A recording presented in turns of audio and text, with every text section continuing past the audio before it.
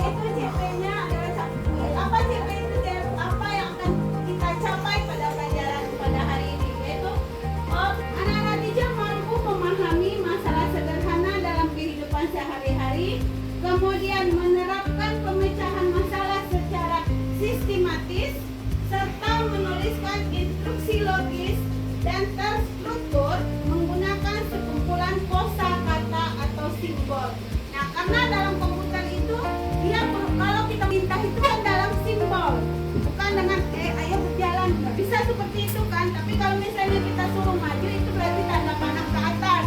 Kita suruh belok kiri berarti panahnya ke kiri. Bukan ayo belok ke kiri, kan nggak bisa ya. Nah, kita pakai bahasa komputer.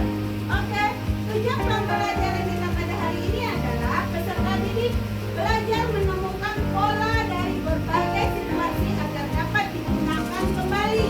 Jadi di dalam komputer itu bahasanya bisa dipakai berulang-ulang. Oke, kemudian peserta didik memahami konsep berpikir komputasional. Jadi kamu memahami bagaimana cara komputer itu berpikir. Dia tidak seperti manusia. Nah, kalau manusia berpikir, ayo kita jalan. Kalau dia tidak mau, pasti dia bilang, "Mama, aku nggak mau." Kalau komputer bisa bilang, "Aku nggak mau bekerja hari ini." Bisa, nak? Oh, bisa. Oke.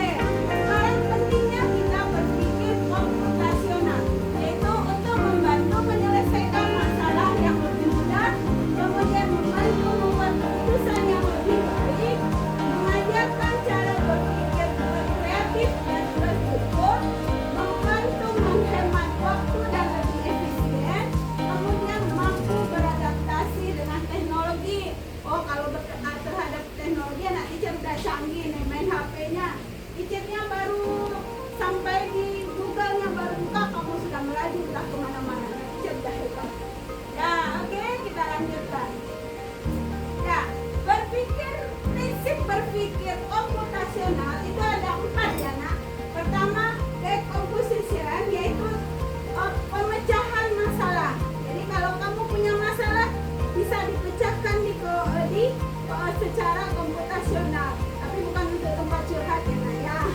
Kemudian yang kedua itu pengenalan pola, yang ketiga itu abstrak, nah yang keempat berpikir algoritmik atau algoritma. Nah, kita akan bahas one by one atau satu persatu. Oke, mau nanti saya membahasnya satu persatu? Mau. Oke, kita mulai dari pemecahan masalah. Nah, lihat ke sini semua. Pemecahan masalah adalah suatu masalah yang besar dan kompleks. Nanti kita jadikan bagian-bagian kecil yang menjadi lebih sederhana dan kemudian mudah dikelola. Nah, kemudian di dalam dunia program atau pengembangan teknologi, decomposisi ini digunakan untuk membagi program yang besar menjadi modul-modul kecil yang bisa diuji dan dikembangkan secara terpisah. Nah, ini kita lanjutkan. Nah, langkah-langkah pemecahan masalah. Nah, lihat ini. Kalau ada satu masalah, misalnya di kelas ini ada masalah, kita identifikasi dulu masalah utamanya di mana, ya kan? Kenapa? Misalnya Atar, kenapa dia tidak sekolah? Masalah utamanya dia tidak sekolah. Kemudian pisahkan dulu masalah menjadi bagian-bagian kecil. Yang kita pisahkan dulu. Kemarin Atar juga nggak sekolah. Kemarin lagi Atar juga tidak sekolah. Nah, cek. Kemarin Atar cek, bukannya buka. Itu namanya kita memisahkan masalah menjadi bagian-bagian kecil. Kemudian kita fokus pada penyelesaian setiap bagian secara bertahap. Kita fokus dulu. Berarti anak teacher fokus pada bagiannya. 2 hari yang lalu mukanya bengkak-bengkak aja. Bisa jadi dia sakit ya, Cer. Nah, kemarin dia nggak masuk, kayaknya dia sakit ya. Oh, berarti kemarin dia ke rumah sakit. Nah, itu namanya kita memisahkan masalah menjadi bagian-bagian kecil. Kemudian gabungkan solusi dari setiap bagian untuk menyusun solusi menjadi utama. Nah, solusi utamanya Atar tidak sekolah hari ini, dia sakit, dia sudah berobat dan dapat surat izin dari dokter untuk tidak sekolah. Kemudian lakukan evaluasi memastikan setiap bagian sudah berfungsi dengan baik. Nah, alhamdulillah dia sudah dalam masa penyembuhan. Itu namanya kita membagi masalah menjadi bagian-bagian kecil. Nah, ciri-ciri pemecahan masalah yang baik yaitu masalah dapat dipecahkan menjadi bagian yang logis dan terstruktur. Setiap bagian bisa diselesaikan secara terpisah tanpa tergantung sepenuhnya pada bagian lain, dan gabungan dari setiap solusi bagian bisa membentuk solusi akhir. Nah, kita lihat lagi ya, nak.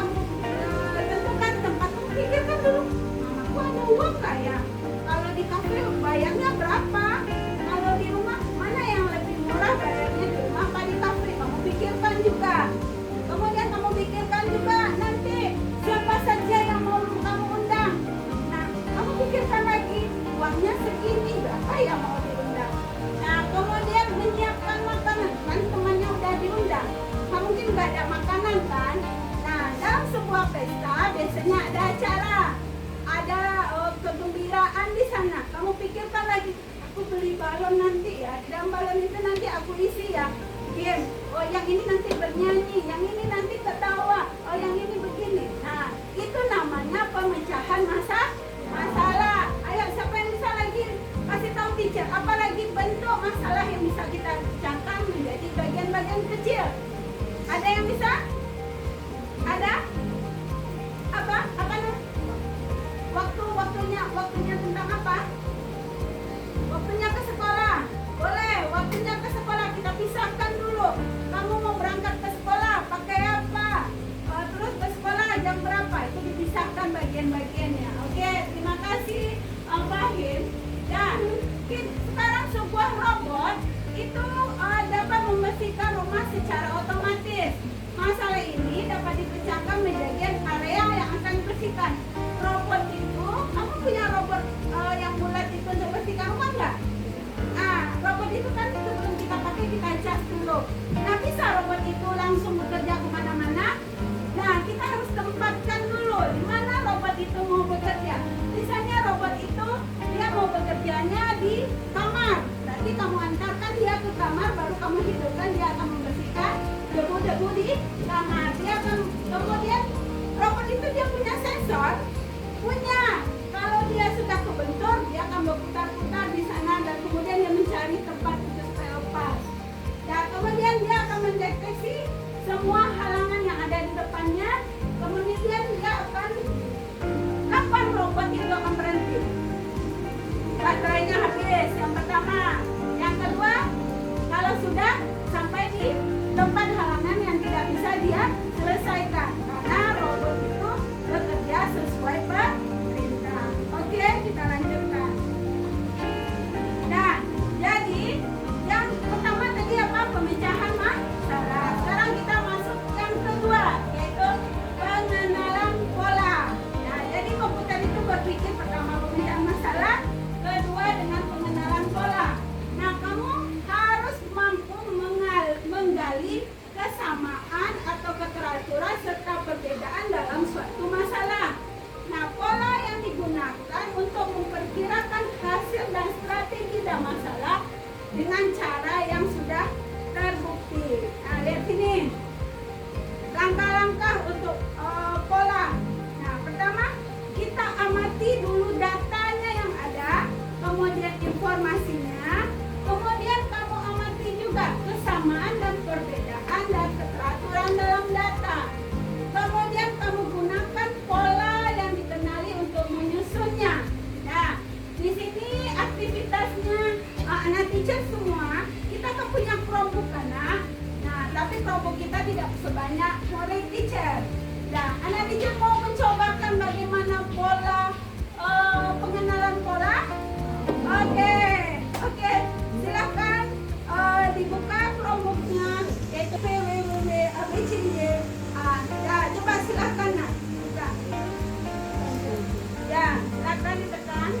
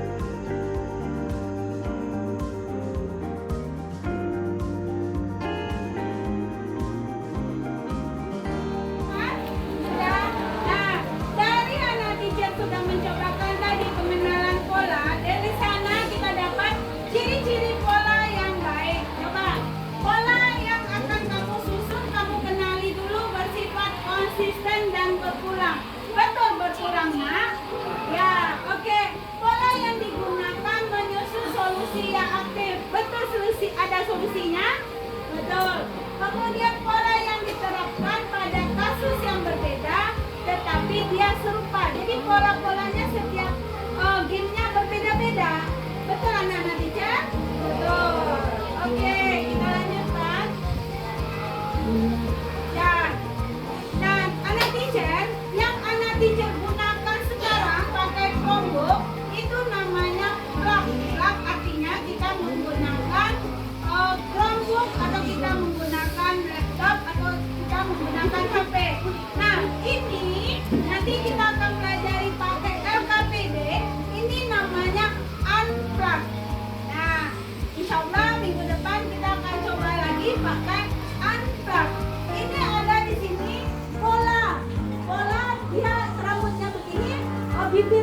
bingung.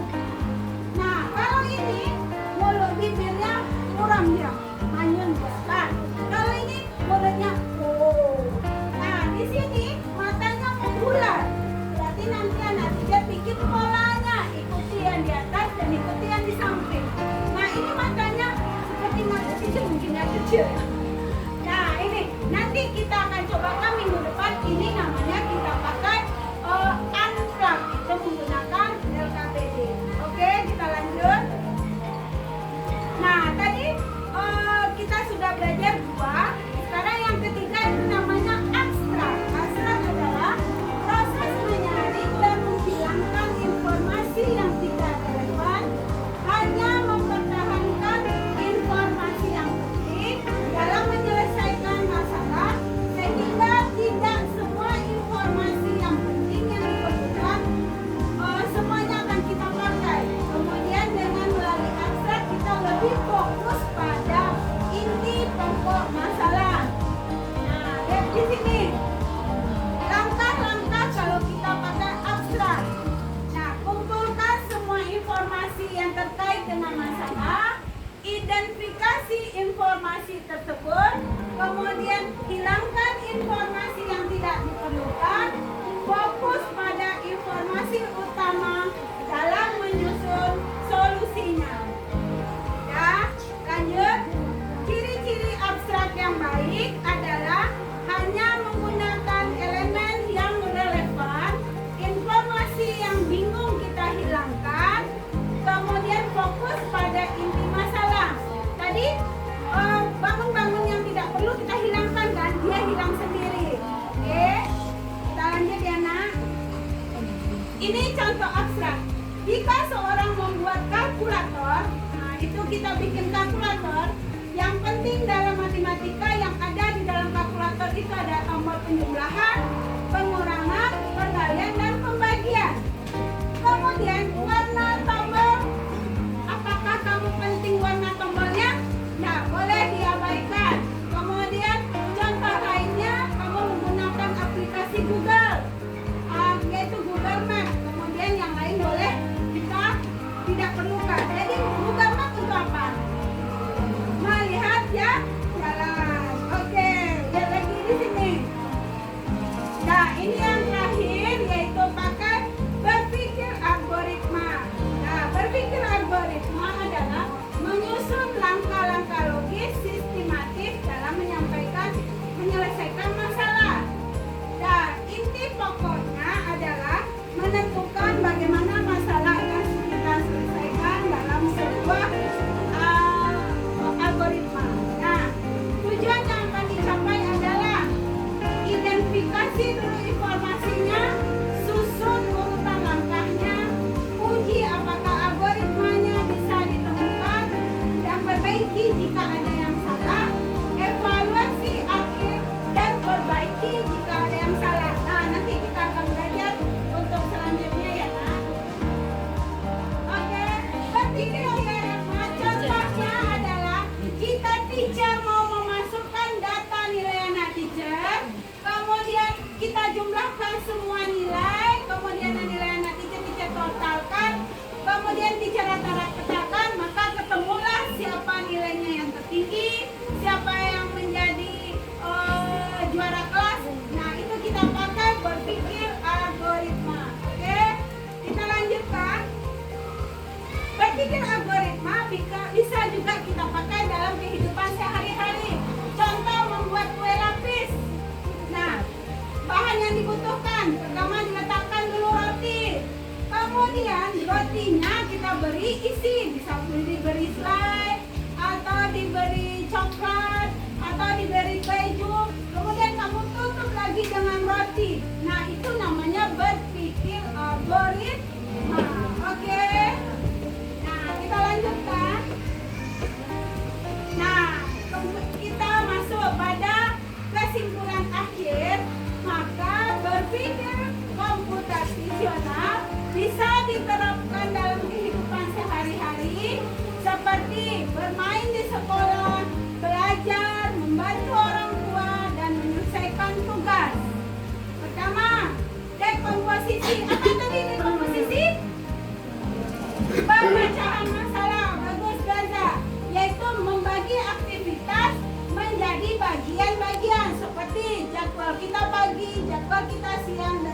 malam. Kemudian yang kedua, pengenalan pola, yaitu mengetahui setiap hari kamu berangkat pukul 7, pulang jam 3. Nah itu pola itu. Kamu masuk jam 7, pulang jam 3. Kalau sudah terlambat datang dari jam 7, berarti kamu sudah tidak mengikuti pola. Oke, yang ketiga, akrab, mengabaikan hal-hal yang tidak berhubungan dengan jadwal. Misalnya, di dalam jadwal kamu tidak ada nonton TV, kamu nonton TV. Nah, berarti sudah masuk hal-hal yang tidak penting di dalam kehidupanmu. Kemudian yang terakhir, algoritma, yaitu menyusun langkah-langkah dari bangun tidur, mandi, sarapan, berangkat ke sekolah, belajar, bermain, dan kemudian kamu tidur. Itu adalah berpikir secara algoritma.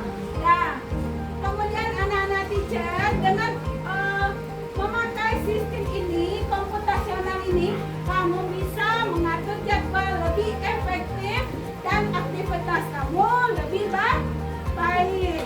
Oke, sampai di sini anak teacher mengerti? Mengerti? Nah, kesimpulannya adalah pengenalan pola adalah proses identifikasi, kemiripan, kesamaan, dan pola berulang yang kita hadapi dalam berpikir komputasional.